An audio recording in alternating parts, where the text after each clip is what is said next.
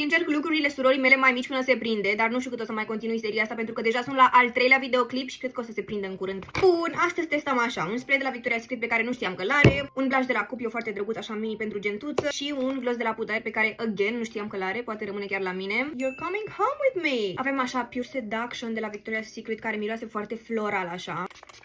Miroase a flori, miroase foarte dulce, este un parfum pe care eu l-aș folosi 100%, așa că you're coming home with me! Următorul produs este un gloss de la Pudair, mi-mi place foarte mult Pudair ca brand, așa că să vedem cum arată.